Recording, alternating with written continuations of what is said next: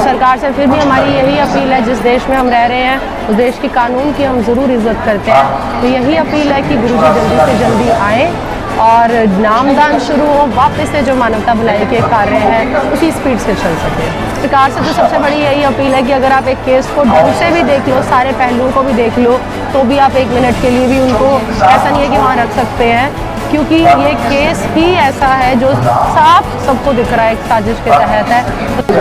नमस्कार दोस्तों, the fact time में आपका स्वागत है। हम लगातार पब्लिक सर्वे कर रहे हैं और सीधी कवरेज आपको दिखा रहे हैं पब्लिक की। आज भी काफी लोग हम देख रहे हैं डेरा सच्चा सौदा संस्था में पहुंचे हुए हैं।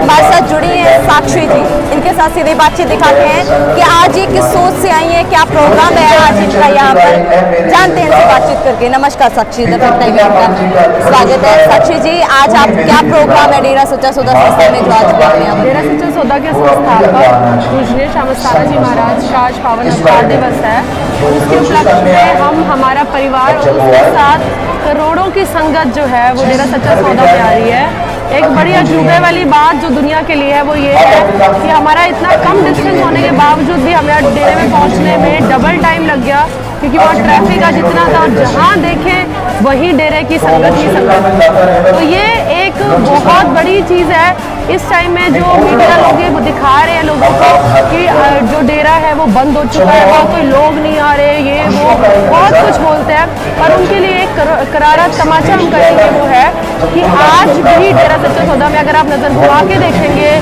लाखों लोग इस टाइम भी दरबार में आ चुके हैं और लाखों लोग रश में अभी इस टाइम हैं, वो दरबार में आने के लिए तैयार खड़े हैं। मैम, इतने लोग क्यों आते हैं? मतलब क्या मिलता है उनको डेरा सच्चा सौदा में आकर? क्यों जुड़े हैं आज भी लोगों के जुड़ने का कारण देखिए, जब किसी को कोई चीज़ मिलती है वो तभी जुड़ता है। यहाँ पर सच्चाई है, यहाँ पर इंसानियत है, यहाँ मानवता भलाई के काम करे जाते हैं, यहाँ पर लोगों को अपने आप से जोड़ा जाता है, आध्यात्मिक का ज्ञान है, स्पिरिचुअल शायद कहीं और मिल भी जाए, पर स्पिरिचुअल और ह्यूमैनिटी ये मुश्किल ही नहीं, असंभव है, ये सिर्फ और सिर्फ डेरा सच्चा सौदा में। मैम, 2017 में इतना कुछ दिखाया गया, सर डॉक्टर गुरमीत राम रहीम सिंह चिंसा के बारे में काफ़ी कुछ हुआ आश्रम उस टाइम पे। क्या लगता है, आप क्या कहना चाहोगे उस कंटेक्स्ट में? आपको क्या लगता है जो वहाँ पर तब दिखाया जा रहा था, लड़कियों की सुरक्षा के ऊपर सवाल उठाए जा रहे थे, आप क्या पब्लिक को बताना चाहोगे अपनी वीडियो के द्वारा? देखिए, जो 2017 में जो भी बोला था, अगर वो चीज़ें सच होती, शायद उसमें से कहीं 1% भी अगर कुछ सच होता तो आज आपको संगत ना दिखती डेरे, क्योंकि जब बात अपनी लड़कियों की आती है ना, हर पेरेंट्स जो है, माँ बाप अपने बेटी को लेके सबसे ज़्यादा प्रोटेक्टिव होते हैं। और यहाँ पर आप देखेंगे लाखों बेटियाँ आई हुई हैं आज, यहाँ पर ऐसी कोई चीज़ नहीं है। जो जुड़े हुए तब थे उससे कहीं ज़्यादा जुड़े हुए हैं, हटे कोई नहीं। हम अंधभगत बुलाया जा रहा था, जो लोग कहते हैं एजुकेटेड नहीं है आश्रम जाने वाले। एक्चुअली उनको खुद ही एजुकेशन नहीं है, उनको अंधभगत या अंधविश्वासी और दृढ़ विश्वासी में फ़र्क नहीं पता। उनको ये नहीं पता कि अंधविश्वास किसको कहते हैं और दृढ़ विश्वास किसको कहते हैं। डेरा सच्चा सौदा की संगत का अंधविश्वास नहीं है, दृढ़ विश्वास है। जब उनको ये बात समझ आ जाएगी तो वो अंधभक्त नहीं होगी। Ma'am, saint doctor Gurmeet Ram Rahim Singh चिंसा के ऊपर जो एलिगेशंस लगाए जा रहे हैं, आपकी पर्सनल क्या राय है उस सब के बारे में? आप और मैं अगर कोई भी अच्छा काम करने लग जाए ना, हमारे 10 दुश्मन वैसे खड़े हो जाए, और वो भी हम बहुत छोटे स्केल पे अगर हम बात कर रहे हैं। अगर गुरु जी एक सत्संग करते हैं, 50,000 लोगों ने यूपी में एक बार नामदान लिया था, नशे छूट गए, हर स्टेट के नशे छूट गए, यूथ सुधर रहा है, लोग क्या करेंगे? यही नाम लगाएंगे और उनको पता है किसी भी चीज़ का नाम लगा दे कोई मानेगा नहीं, क्योंकि इस टाइम सबसे बड़ी जो चीज़ चल रही है वो यही एलिगेशंस चल रही है जिन्होंने लगाए हैं। क्योंकि इनको पता है एक ये चीज़ होती है, अगर गर्ल्स को लेके अगर कोई भी बात कर देना, सारे उस चीज़ पे अमल करने सोचने लग जाते हैं, अगर हम एज ए कॉमन पर्सन की बात करें। इसलिए वो एलिगेशंस इस तरह से मोल्ड किए गए हैं। हालांकि गुमनाम चिट्ठी के बेसिस पे ऐसा ना तो कभी आज तक हुआ, ना कभी फ्यूचर में होएगा कि एक गुमनाम चिट्ठी पे आप किसी को सबक सुना रहे हैं। तो इससे ज़्यादा कानून के बारे में हम क्या बोलेंगे? नेचर कैसा है संत जी का? क्योंकि मीडिया में काफ़ी अलग फोबिया, एक पब्लिक काफ़ी अलग इमेज संत जी की पेश की गई थी, आप क्या बताना चाहेंगे? देखिए, मैं अगर बात करूँ तो मैं बचपन से जुड़ी हुई, मैं 4th क्लास में थी तब मैंने नाम ले लिया था, और 18 साल की थी तब मैं यहाँ पर जो परमानेंट सेवादार की ड्यूटीज़ थी तो मैंने वो उसमें ज्वाइन कर लिया था। तो अगर हम बात करें नेचर गुरु जी की, एक होते टीचर जो आपको सिंपल तरीके से बहुत सारी चीज़ें समझा देते हैं, और एक टीचर होते हैं जो कॉम्प्लेक्स तरीके से समझाते हैं। तो ये हमें सिंपल से सिंपल तरीके से रूहानियत का ऐसा पाठ पढ़ा जाते हैं हमें ही नहीं समझ आता कि हम कब रूहानियत से जुड़ के चले जाते हैं। कैरेक्टर कैसा है सर? बहुत अच्छा करेक्टर है, पॉजिटिव करेक्टर है। जो दिखाया जा रहा है वो बिल्कुल गलत दिखाया जा रहा है, जो सबको पता है, डेरे वालों संगत को पता है। एज ए कॉमन पर्सन भी अगर आप किसी से बात करेंगे, मेरी बहुत सारे लोगों से बात हुई है, एज ए कॉमन पर्सन भी वो ये बोलता है कि हमें विश्वास नहीं है कि गुरु जी पे जो बातें करी गई है वो सच है। 1% भी उसमें सच नहीं है। सिर्फ डेरा सच्चा सौदा की संगत ही ये बात नहीं बोलती है, आम जनता भी ये बात बोलती है। सच क्या है फिर मैम? मोटिव क्या है संत जी का? मेन मकसद क्या है? उनका मेन मकसद ये है कि चाहे कोई भी आप धर्म में रह रहे हो, आप अपने धर्म को मानो, बुराइयां खत्म करो समाज से, मानवता भलाई के काम करो।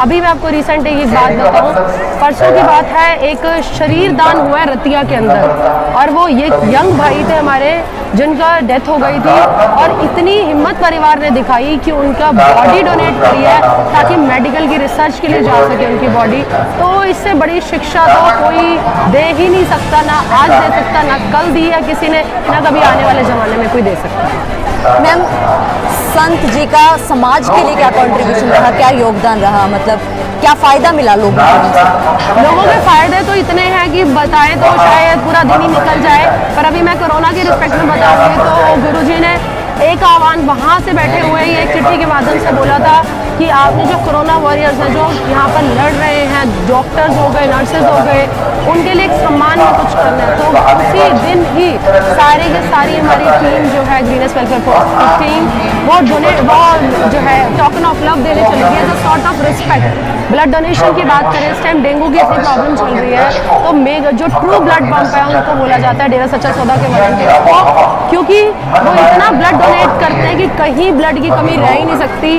पहला कॉल अगर आता है तो यही आता है कि जो डेरा सच्चा सौदा के फॉलोअर्स कहाँ पर हैं, ब्लड डोनेट करना है। तो इतने कॉन्ट्रीब्यूशन से अगर दीदी जब थे उस टाइम पे, जब वो देश में हमारे सामने भी थे, सफाई अभियान लगाए थे, और ये जो डेंगू की बीमारी अब फैल रही है, किसी टाइम बहुत फैली थी, और जब वो सफाई अभियान लगे थे तो उस टाइम पे सारी ये डेंगू की बीमारियाँ जो है वो खत्म हो गई थी।